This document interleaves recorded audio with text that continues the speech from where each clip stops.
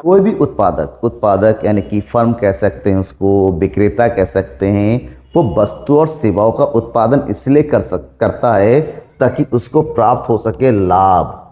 और हर एक उत्पादक यानी कि सेलर उत्पादक, देखिए कहीं कहीं इसको फर्म लिखा हुआ रहता है, फर्म का संतुलन या फिर एक विक्रेता का संतुलन, तो एक ही चीज है। तो फर्म, विक्रेता, उत्पादक, ये सारे लोग, ठीक है, लाभ कमाने के उद्देश्य से ही उत्पादन की प्रक्रिया को करते हैं और इन सब का उद्देश्य होता है लाभों को अधिकतम करना। यानी कि सब लोग चाहते हैं अपना लाभ। अब बिजनेस, व्यवसाय में उत्पादन प्रक्रिया में एक सीमितता होती है, जब हम साधनों का प्रयोग करते करते लाभ तक पहुंचे, तो एक निश्चित और एक अधिकतम सीमा होती है। जब एक उत्पादक पहुंच जाता है उस सीमा को हम बोलते हैं उत्पादक संतुलन। वो चाहता है कि इतना उत्पादन हम करें, बढ़ाने की जरूरत नहीं है, तो घटाना तो है ही नहीं। तो यहाँ पर जब एक बैलेंस पोजीशन, क्योंकि संतुलन का मतलब होता है बैलेंस, समान, क्या होना, समान, जहाँ पर कोई भी परिवर्तन ना हो। तो उत्पादक की ऐसी स्थिति जहाँ पर उत्पादक उत्पादन प्रक्रिया में परिवर्तन ना करना चाहे उसे उत्पादक संतुलन कहते हैं। और वो स्थिति कौन सी होती है और कैसे निर्धारित होती है, इसी की बात करना है, क्योंकि एग्जाम में अक्सर इस क्वेश्चन को लॉन्ग क्वेश्चन के हिसाब से पूछा जाता है। तो सबसे पहले तो ये समझ लो उत्पादक आखिर होता कौन है। उत्पादक अर्थव्यवस्था का एक आर्थिक एजेंट होता है जो कि प्रकृति से प्राप्त संसाधनों का प्रयोग करते हुए उपयोगी वस्तु में परिवर्तित करता है। मतलब वह व्यक्ति जो साधनों का उपयोग करते हुए उत्पादन क्या करता है, उत्पादों का उत्पादन करता है। एक उत्पादक एक आर्थिक एजेंट है जो उत्पत्ति के साधनों को एकत्रित करते अधिकतम संभव लाभ अर्जित करने के उद्देश्य से वस्तुओं का उत्पादन करता है, वस्तु सेवाओं का उत्पादन करता है। एक कारपेंटर क्या करता है, लकड़ी के टुकड़े को किस में कन्वर्ट करता है, फर्नीचर में कन्वर्ट करता है, वो उत्पादक है। एक नाई जो बेकार बालों को काट छाट के अच्छा सा सूरत प्रदान करता है, वो उत्पादक है। फैक्ट्री में वस्तुओं सेवाओं का, नमकीन का प्रोडक्शन हो रहा है, बिस्किट का प्रोडक्शन हो रहा है, तो वो उत्पादक है। और उन सब का एक ही उद्देश्य होता है। क्या होता है उसका उद्देश्य? उसका उद्देश्य होता है अधिकतम लाभ कमाना। तो हम कह सकते हैं कि एक उत्पादक का उद्देश्य क्या होता है। एक उत्पादक का उद्देश्य होता है अपने लाभों को क्या करना, ज़्यादा से ज़्यादा बढ़ाना। और उत्पादक अपने लाभों को बढ़ाने के लिए क्या करता है, वस्तुओं को अधिक से अधिक कीमत पर बेचता है, जबकि उस वस्तु को कम से कम न्यूनतम लागत पर, यानी कि कम से कम कीमत पर उत्पादन करके ज़्यादा से ज़्यादा कीमत पर बेचता है, तभी उसको लाभ की प्राप्ति होती है। और जब एक ऐसी स्थिति जहां वो लगता है कि हम मैक्सिमम पोजीशन पहुंच गए हैं, तो ही उसका संतुलन होगा। तो क्वेश्चन ये होता है, एक उत्पादक या फर्म का संतुलन क्या होता है। एक उत्पादक या फर्म का संतुलन एक ऐसी स्थिति होती है जहां पर एक उत्पादक को अधिक से अधिक लाभ और कम से कम हानि होती है।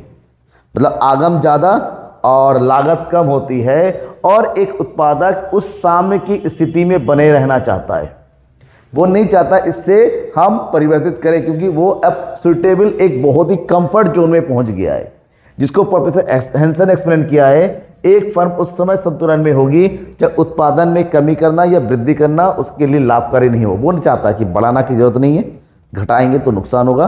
तो अब वो जिस पोजीशन में, उस पोजीशन को हम क्या बोलते हैं, उत्पादक संतुलन कहते हैं। मैकडॉनल्ड ने कहा है कि अल्पकाल में एक फर्म उस समय संतुलन में होती है जब उस मात्रा का उत्पादन किया जाए उत्पादक के द्वारा जिस पर उसके लाभ अधिकतम होते हैं और हानियां न्यूनतम होती है। और लाभ ही बढ़ाना है हर किसी को। लाभ तभी बढ़ेगा जब आप अपने लागतों को कम करेंगे। उत्पादक अगर महंगे दर पे होगा तो महंगा बेचेंगे, और महंगा तो लोग खरीदेंगे नहीं। तो ऐसे में कम लागत पर वस्तु को उत्पादन करके अधिक से अधिक लाभ बढ़ाने की चेष्टा की जाती है उत्पादकों के द्वारा। तो मेन है इस प्रकार लाभ के साम्य की अवस्था की विशेषताएं क्या है। विशेषताओं की बात करते हैं। संतुलन का सबसे पहला अर्थ होता है परिवर्तन ना होना। मतलब एक ऐसी स्थिति जहां पर उत्पादक जिस कीमत पर वस्तुओं को बेचता है वो कहता है इतना सही है, इस मात्रा पर उत्पादन करना हमारे लिए सुटेबल है। फर्म परिवर्तन की हीनता की स्थिति में उस समय पहुंचती है जब उसको अधिकतम लाभ प्राप्त हो जाए।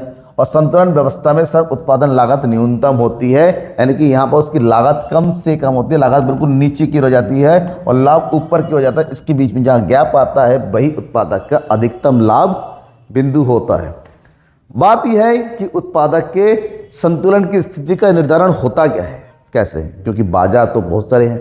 कुछ बाजार ऐसे होते हैं जो बाजार के द्वारा कीमत निर्धारण कर दिया जाता है, उत्पादक कुछ कर ही नहीं सकता। कुछ बाजार ऐसे होते हैं जहाँ उत्पादक अपने हिसाब से वस्तुओं की कीमतों का निर्धारण किया जाता है, तो कीमत निर्धारण करे लाभ के लिए, और जहाँ पर कीमत का निर्धारण नहीं कर सकता वहाँ पर कैसे होगा। तो ऐसे में उत्पादक की संतुलन की स्थिति के लिए हम दो स्थितियाँ तय करते हैं। एक, कुल आगम और कुल लागत के द्वारा उत्पादक के संतुलन को तय किया जाता है, और दूसरा सीमांत आगम और सीमांत लागत के द्वारा उत्पादक लागत को होना चाहिए, चाहे कुल हो चाहे सीमांत हो, ठीक है, क्योंकि लाभ होता है आगम माइनस लागत। सबसे पहले हम बात करेंगे कुल आगम एवं कुल लागत वक्र रीति द्वारा उत्पादक का संतुलन। अगर हम टोटल प्रोडक्शन टोटल रेवेन्यू और टोटल कॉस्ट को देखें तो कुल आगम में से कुल लागत को घटाने के बाद उन दोनों के बीच के जो अंतर होता है वो लाभ होता है। तो लाभ अलग अलग बिक्री उत्पादन की स्थिति में लाभ की गणना करेंगे। जिस बिंदु पर लाभ सबसे ज़्यादा होगा, और वो बिंदु तब होगा जब हानियाँ कम, लागत कम होगा और आगम ज़्यादा होगा। जिस बिंदु पर लाभ सबसे ज़्यादा होगा वही उत्पादक का संतुलन स्थिति होता है। इसलिए हम इस फॉर्मूला का प्रयोग करते हैं। तो अलग अलग स्तरों पर कुल आगम और कुल लागत के बीच के अंतर निकाला जाता है। जहाँ पर वो अंतर सबसे ज़्यादा होता है उसी पर TRTC का अंतर ज़्यादा होता है, और वहीं पर उत्पादक का संतुलन होता है। तो ऐसे में उत्पादक के संतुलन के निर्धारण करना है तो दो प्रकार की बाजारों की बात करेंगे, एक पूर्ण प्रतियोगिता बाजार में और एक अपूर्ण प्रतियोगिता बाजार में। देखिए, पूर्ण प्रतियोगिता बाजार में वस्तु की कीमत समान होती है। जब वस्तु की कीमत समान होती है तो एक समान कीमत पर वस्तु की ज़्यादा से ज़्यादा बेचनी पड़ती है। तो ऐसे में इस बाजार में जो कुल आगम वक्र है वो ऊपर की ओर सीधी रेखा में बढ़ता हुआ चला जाएगा, क्योंकि यहाँ पर केवल मात्रा को ही बढ़ा सकते हैं, वस्तु की कीमत में हम कोई परिवर्तन नहीं कर सकते। लेकिन लागत जो है एक ऐसी चीज है, साधनों की कीमत पर निर्भर करता है। यहाँ पर लागत कभी कम कभी ज़्यादा इस तरह से होता रहता है, इस तरह से। तो यहाँ पर पूर्ण प्रतियोगिता बाजार में एक ऐसी स्थिति जहाँ पर लागत और आगम के बीच में अंतर होता है। देखिए यहाँ पर सबसे ज़्यादा अंतर, ये वाला पॉइंट, ये हो गया K और ये हो गया M। तो यहाँ पर ये जो KM है ये अधिकतम लाभ की विषय, जो अधिकतम अंतर को बता रहा है, अधिकतम लाभ। इसका मतलब एक उत्पादक के लिए यहाँ पर जो KM है वही अधिकतम लाभ बता रहा है, और इस स्थिति पर एक उत्पादक संतुलन में होगा, वो चाहेगा कि यहीं पर वो बना रहे। जबकि ये जो बिंदु है यहाँ पर TC इक्वल टू TR है, और यहाँ पर भी TC इक्वल टू, इसको बोलते हैं सम विच्छेद बिंदु। सम विच्छेद बिंदु जहाँ पर कुल लागत और कुल आगम दोनों ही आपस में क्या हो रहे हैं, बराबर हो रहे हैं, ठीक है, सम विच्छेद बिंदु के नाम से जानते हैं। तो समझ में आ गया कि एक ऐसी स्थिति जहाँ पर दोनों के बीच में अंतर ज़्यादा होता है, पूर्ण प्रतियोगिता में अंतर इस स्थिति पे होगा। जबकि अगर प्रतियोगिता अपूर्ण हो, जैसे एकाधिकार हो गया, एकाधिकार प्रतियोगिता, एकाधिकार में उत्पादक खुद वस्तु की कीमत को निर्धारण, प्रतियोगिता में भी यही होता है। तो ऐसे में यहाँ पर वस्तु की कीमत बढ़ाते बढ़ाते एक समय होता है कि वस्तु की कुल आगम हमारी कम होने लगती है, इस तरह से, जबकि लागत वक्र अपने हिसाब से चलता है, इस तरह से। तो यहाँ पर जिस पॉइंट पर दोनों के बीच में अंतर होगा, ये वाला पॉइंट KM, इसी पर उत्पादक को अधिकतम लाभ की प्राप्ति होगी।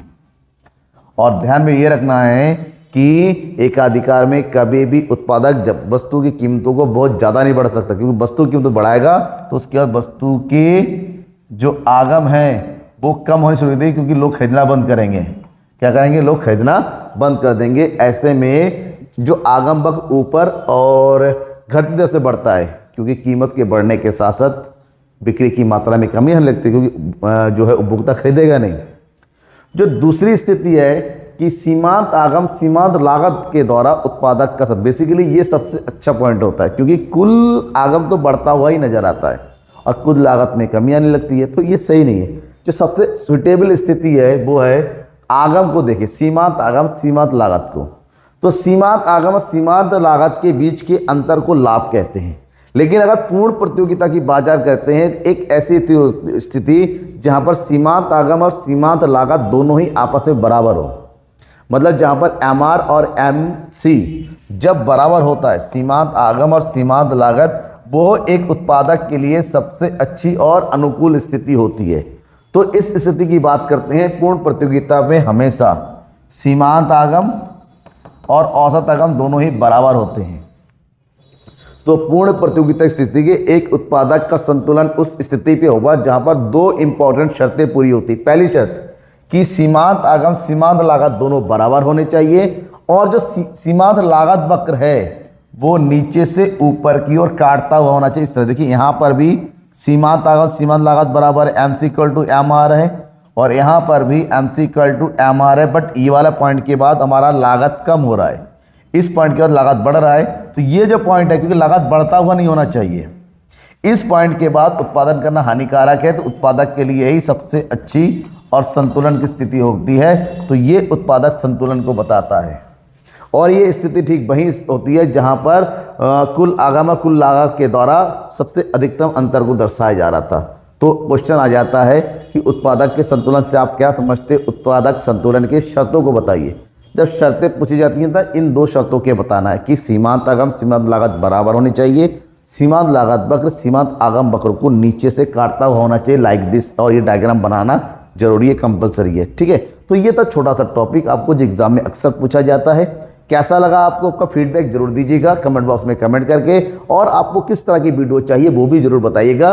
ठीक है, और एक चीज़ और कीजिएगा, सोशल मीडिया में जरूर फॉलो कर लीजिए। Thank you and bye.